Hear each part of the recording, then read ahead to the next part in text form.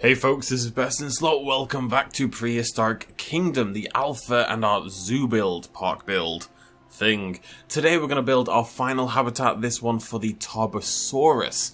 Now it's going to be inspired, and because I really want to see if this was physically possible, by Jurassic Park Operation Genesis. Specifically, if you remember the underground viewing dome thingamajiggy where you would go beneath the earth, well your visitors would, they'd go beneath the ground and then pop up in the middle of a dinosaur habitat.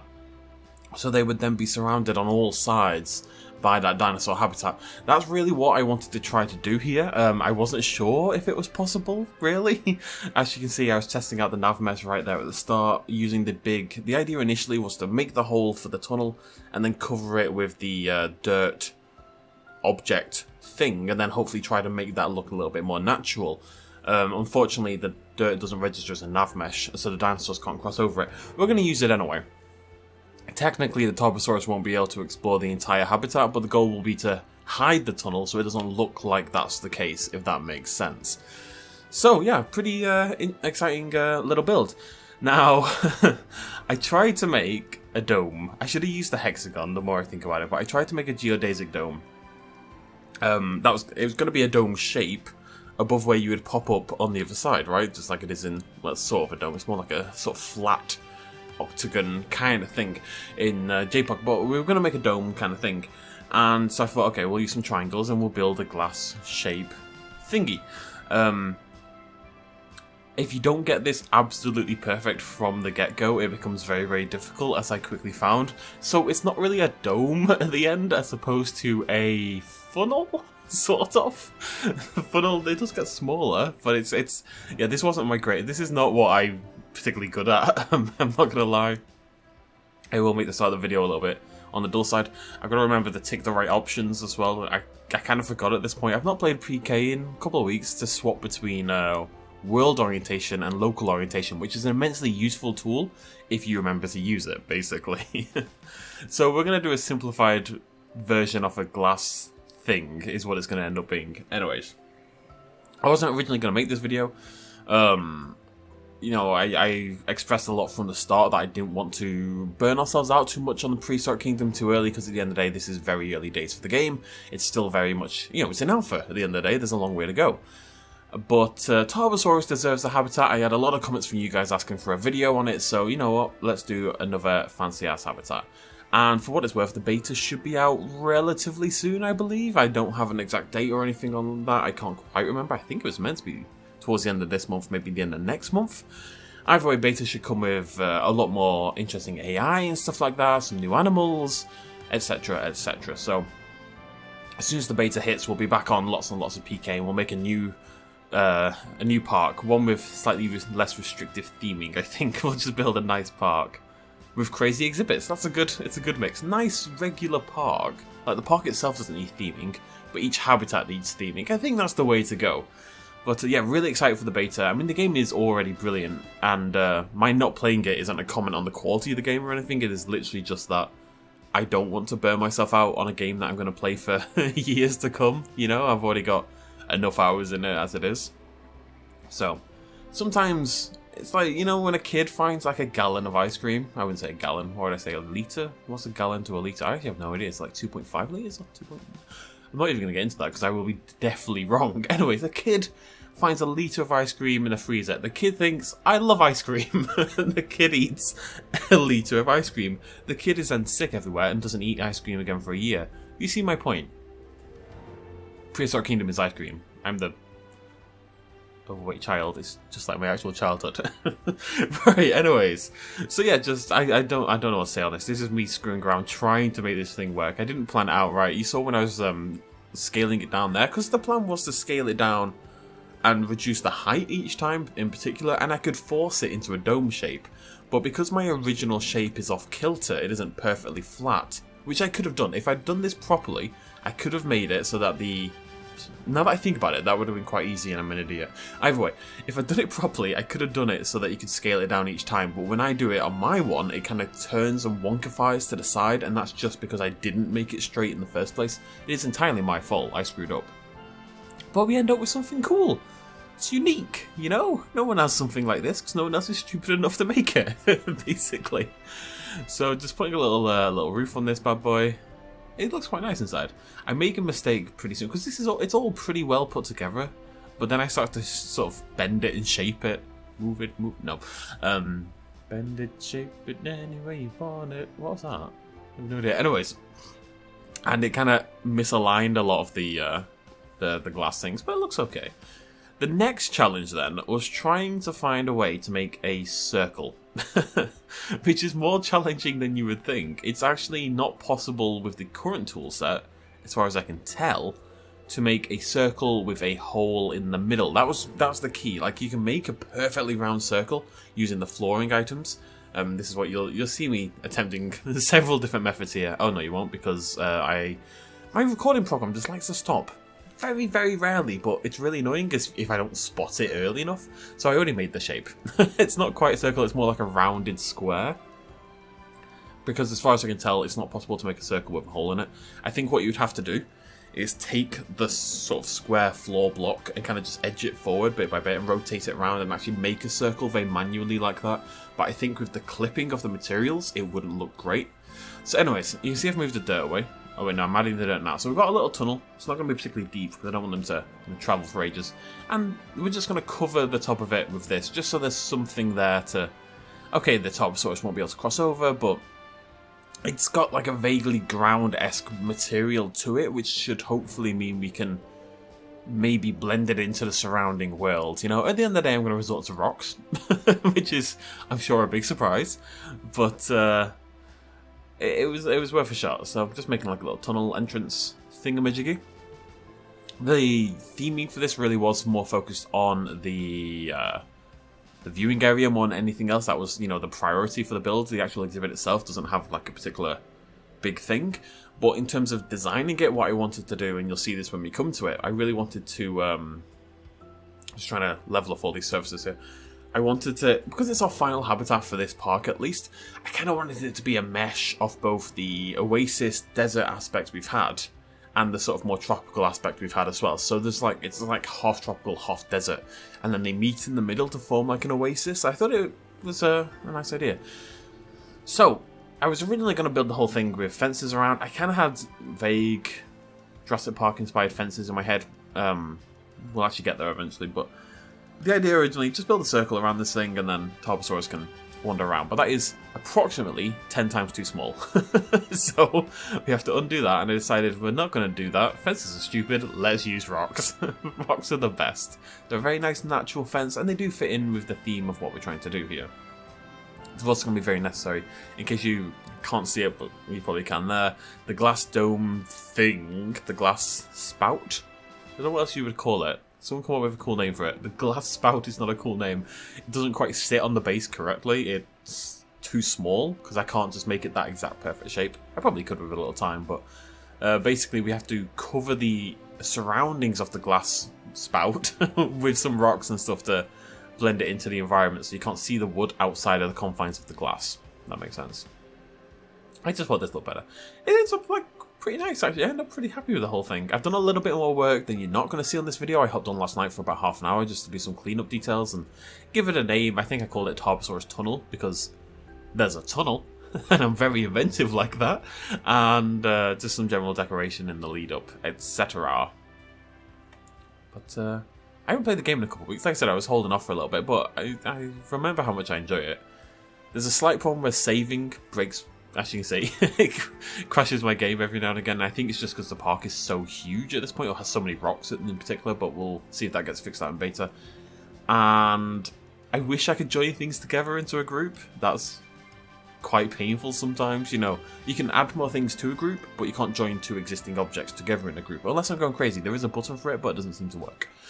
Either way, still the scaling, guys. The scaling. The scaling has a direct route to my heart. And it always will. And this rock as well. I think it's rock 2. I think I've talked about this before. It's rock 2 or rock 1. I actually don't remember which. I'll find out as it pops up. One of those two rocks is incredible. The top of it has this kind of very harsh cut lines around the top of it in like these very thin layers. And it's got this really nice natural ragged rock kind of texture, and it's really good for like sinking into the ground and stuff like that, and it just, yeah, it comes together really nicely. Just messing with the roof down here, just so you don't see the dirt, basically. It's a little bit low, because the ramp at the other side is a little bit too long. In retrospect, I should have made the ramp shorter instead of making everything else lower to the ground, but retrospect's stupid, so let's move on from retrospect. So yeah, just going around, yeah, this is where I start to notice that there's gaps in the base of the mesh, but it's life. What are you gonna do? Fix it, probably, but no. Right, so what we're doing is just going around with the rocks. And then I had to start coming up with, what is this exhibit going to look like? Like I said, I didn't really have a grand design. We're actually going to mainly use the foliage brush. This is basically the first time we'll have done this. Was a terrible idea, and then I couldn't select it anymore. This was my first idea. Just cover it with a big bush and it'll be fine, but no, not quite. Sometimes you won't be able to select something. You just need to reload your save and it'll become selectable again. What was I saying?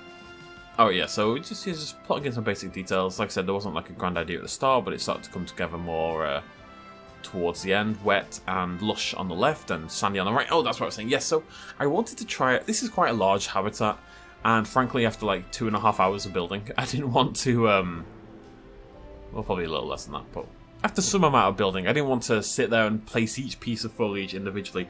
I went back and did like a custom run-through to tighten up any details and fix any bad spots, etc.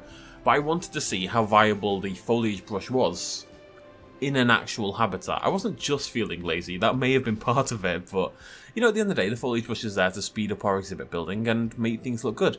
And I've got to say, it did a really good job. I've been holding off. I don't really use the foliage brush in my habitats ever because, well, except for like the back of the Rex habitat, for example, when I really need mass forest. But generally speaking, I like to place all my foliage individually. But I don't know, it kind of just worked. It was pretty impressive. As long as you're willing to, you know how with the foliage brush, we'll talk about it when we get to the foliage. Shut up, best and slow. So, I wanted a little bit of water on the right because I had this idea as a way to block the entrance tunnel to have like this curved rock structure, because it was always going to be rocks at the end of the day. Nothing else was going to block this efficiently. That led into like a little lake, and then that little lake went, oh, teeny, teeny, tiny, boo, boo, boo, boo. And then it curled around through the desert, sort of dried out, and then it got back to the oasis section on the left, and it became much bigger and more lush. I like the word lush. I actually hate the word lush, and I need to stop using it. I hate it with such a passion. I hate it more when it's not used to describe foliage. If you're using it to describe, like, a coffee, then we're not going to be friends. But if you're using it to describe foliage, that's okay. I think that's how it goes. So yeah, just putting in some details. Lots of rocks, lots of foliage. Try to use... that foliage is a little bit on the large side, but it's nice to sort of block in a large area very quickly. You can mess around with things, I think. You don't need to stick so stringently to reality. Remember, folks, no realism, just vibes. That's the rule, okay? And, you know, big plants exist. Maybe not necessarily that plant is going to exist in that context, but the world doesn't know that. Billy doesn't know that. Billy's wandering around the park having the time of his life going, Mom, look, dinosaurs, Billy's not well. That paleo foliage. Little suspect, isn't it, mother? Come on, Billy. Now, I am all for realism and stuff in your dinosaur games. And one thing I would really like to do in this Prehistoric Kingdom building series, lifetime thing, is build like a hyper-realistic park. One where all the dinosaurs live in environments that are very appropriate to that dinosaur. We're going to wait till we've got a few more options in foliage and terrain and stuff like that. In everything, really. We'll probably wait till the actual game is out. But I like that idea. You know, build an actual Hell Creek recreation for the Hell Creek dinosaurs, etc., etc. It's always Hell Creek, isn't it? We always go to Hell Creek first. Is that the most popular dig site in terms of name recognition? Morrison's up there. Yeah, but for the general public, I would say Hell Creek's probably the biggest. Yeah. Anyways. Sorry. Yeah, rocks. So, I'm doing what I like to do, staggering the rocks into the hillside. I think it makes it like a really nice, natural looking thing, whilst maintaining sort of the top, so there's somewhere for them to walk. Realistically, I don't think the Tarbosaurus is going to get up there, but it looks like they could. It looks like a cliff. The flatter faces are more terrain-based, there's some rock there, and the side faces are near enough purely rock, and I think that makes a really nice sort of look. In other if I was playing Planet Zoo, for example, what I would do is you'd use the rock brush on the side and then like the grass brush or the sand brush on top. But because of the scaling, I love that big rock. How good does that big rock look there on the left? Because of Prehistoric Kingdom scaling, we can use actual rocks instead, and it makes life a lot easier, and it kind of looks better. So, start screwing around with the brush here. How long is this video? It was really hard to tell because it was in like 10 parts, because crashing, and I reloaded a few times to make sure, and, you know, things went a little bit mental. Putting some texture detail in, very important, gotta remember this. Get some mud around the edges.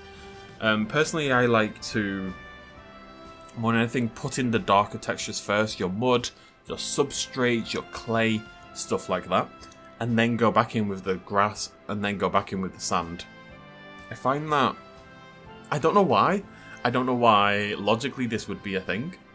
Maybe because of how the textures sort of layer on top of each other, but it feels like when you go in with the sand over the top, or the grass over the top, you get a better looking result. It like fades it out nicer, and it's easier to blend the two together. And just look how easy that was. That would have been such a pain to do by hand. And you see here I'm going to do a few trees by hand. Like I say, I do go back and do some manual stuff later on, or we control the individual density of the foliage brush. One good thing to do, like you see here, I've ticked off the palm trees because they've got, the shape is a little bit wild, and a few of them is cool, but as soon as you've got lots of them, it tends to look a little bit weird. So here I'm just kind of swapping to mainly to the ground foliage at times, just to sort of bulk up the forest floor and these little islands that we've built here in this sort of lake area. I'm doing the same over there, but just, I think this is really the trick for the terrain brush. It's just make sure you are swapping what is actually part of it. In the past, I would literally just tick everything and go, which isn't the best idea, seemingly. So I think if you see this one here, clay, and then go over the sand, and it makes this really nice faded texture. I think as long as you're willing to go away, little thing. It is a pain sometimes because of that kind of situation, but as long as you're willing to go in and manually edit, it's pretty good. Yeah, shut up, world. I'm genuinely impressed with it. It's pretty great.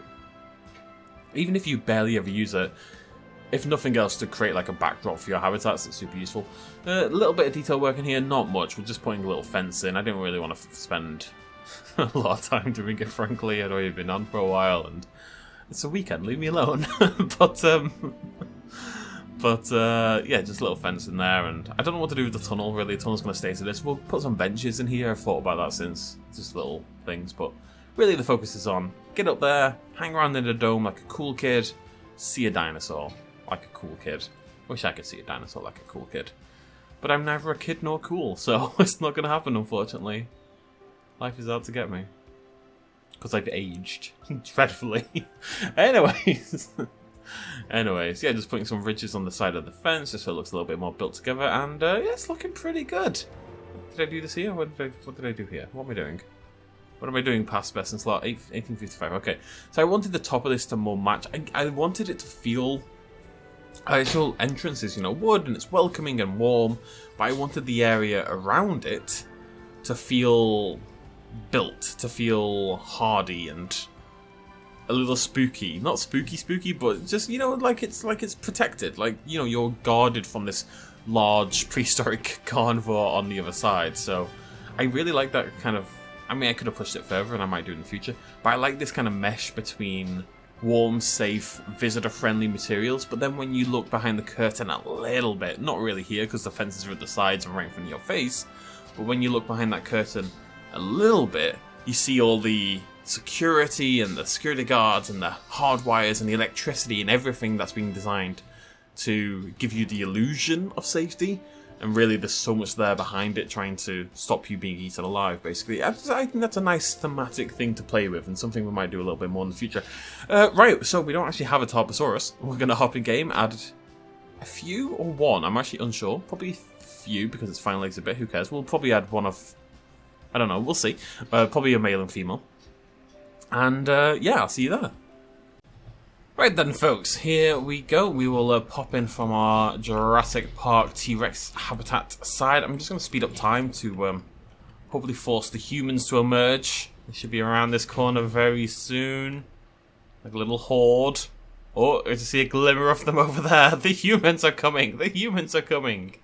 Anyways, Rexy's having a good time just shoving her head through a wall. So you head on forward, you get like a little hint. So I built, as you can see out of video, just a little fence segment here, just vaguely similar to what it would be in Jurassic Park Operation Genesis, or Jurassic Park in general, you know, where the fence comes in, it's like a little square, and they had like a little confirmed part in the middle. Obviously I can't block this off because humans can't walk through pure metal. Well, most of us can't. I can. I'm very special. So you walk forward, sides are a little bit built up. Like I said, I kind of wanted to build up this heavy security kind of vibe, no idea why. And there's our little sign for Tarbosaurus Tunnel. So you head down into the very, very boring tunnel, it must be said. And you don't look through the roof with your magic X-ray vision. Let's slow down time again. You head upstairs, got this nice little blocked off area here. And as long as you don't focus too hard on the details, you know, like how this glass doesn't quite match up anymore, I think it looks really good. So you can see if we start, you know, back here, that's, you know, where the tunnel was. Oh, hello, cheeky. We'll have to fix that. That's where the tunnel was, but maybe you can slightly tell it's been blocked off on purpose, but not really. You've got like a little mini oasis there, and this big deserty area, and it's all arid, and then there's little spots of green start to pop up more and more, and you swing around, and there you go. I love this rock, makes me so happy. I don't know why. It's just got this really huge, majestic kind of feel to it. And we've got like our proper little forest, so to see it from above, you can hopefully see what I mean. So dense forest, dense desert, kind of the blend between the two. And there's aspects of both in both, just to make that transition a little easier. Right, here we go. Select all, release 2 animals, and boop. Oh, there's new stuff I should have mentioned. The alpha did actually update. I didn't cover it. I should have done. The stairs, these like modular staircases now, they do actually, you know, function like stairs, which is really nice. Your guests no longer have to climb up ramps. Wait for it. Wait for it. Come on, Jimmy. Yes, Jimmy. Jimmy doing what Jimmy does. I really like how this looks. Hello, Tarbo. Very cool. And I believe there's a nav mesh option. Now, I don't know how you activate it, or if it's been activated, question mark. So you just click every button and hope something happens. There is that kill? I'm not killing it. There is a nav mesh option, or there's going to be a nav mesh option. I should have checked. I'll check in a future video. But basically, you know, where you can see where the dinosaur can walk. I think it is in the game and I'm being stupid and can't find it. I'm pretty sure it's in the game and I'm being stupid and can't find it. Anyways, there's Chengas, looking beautiful. You can see how the red is actually quite faint on this one, because, you know, we do have that little bit of colour variation. Where's your partner? There she is. Let's hop into photo mode, shall we? Pump the timescale up to 1. Little bit of a letterbox. Make it nice and dramatic. Time of day, let's go for 10. There we go, and we can just... I wish I could hide this. I really wish I could hide this. I swear you used to be able to. Am I going crazy? Oh well. There we go. Tarbosaurus habitat. Tarbosaurus tunnel. Love that. Look at that little... This is the inverse kinematics system in play. The way a dinosaur, or any creature, I suppose, climbs an object. With it looking fairly natural, you can see... Oh wait, it's not working on that one. There we go. Yes! It's not, you know, utterly perfect, but the fact that the feet can sort of go onto this rock and land perfectly there, and that one can be lower and sort of at a slightly awkward angle, and the body shape adjusts, is inverse kinematics, and it's really, really cool. It really is. Hello, beautiful. I never really noticed that T-Rex, or, well, Tarbosaurus, I suppose, has like a scleretic ring as well. Go to our other one. Hello, buddy. You see here this kind of, I assume this is what it's meant to be. This kind of ridge of bone around, and then it drops below the eye. Like, I get it. It follows sort of the nasal crest. But the fact that it drops round and below the eye is what you'd call the scleretic ring. And typically that's to support the eye, basically. Again, to stop it, you know, falling out of the head. It's just to make it, the whole structure, a little bit more strong. Because the eye is a weak spot, right? So it makes sense that it's one that you'd want to toughen up a little bit. Hello, humans. So it does work, you know, they all come in here and they can view and, you know, yeah, it's pretty cool. It's pretty cool. I wish I'd made a better dome, or I wish I hadn't tried to squish it, because that's kind of what's caused the problems, if I'm honest. But other than that, I don't think you can super tell, other than that it was blocked in a little bit there as well. Yeah. Yeah. Yeah, see? Maybe you want to go over to my... Aww, sleepy dinosaur. Let's get a nice shot here. Oh, we can even turn on the rule of thirds if you want to make sure it's nicely balanced. We want our focal points around these lines here. Nothing dead center except for, you know, very rare circumstances. Always a nice way. You can kind of just get a feel for it anyway, right? Right, folks. Not going to take up any more of your time. Can't believe it's been 8 bloody minutes already. But really hope you enjoyed this build and a little bit more PK. Like I said, as soon as the beta hits, or if I can give you lots of news about what's coming in the beta and stuff like that, we'll be back.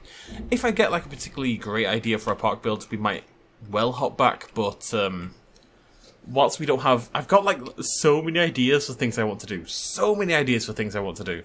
But until we have all the tools available, it'll feel a little bit like we're sort of wasting the opportunity, if you know what I mean. Still a brilliant game. Definitely recommend it. Beta, I'm sure some of you will have access in beta that you didn't have before if you signed up at the right time on the Correct Evo website, etc. And hope to see more people in the game. I will see you lovely folks then. As I say, if we get a grand idea, we may come back earlier. We shall see, but who knows. Thanks for joining me. If you like this video, please do throw me a like down below. That would make you a super cool human being. Or not human being if you're not a human being. It's okay either way. And remember to subscribe and hit the bell and all that kind of YouTube malarkey. Cheers, my stuff as always. Bye-bye.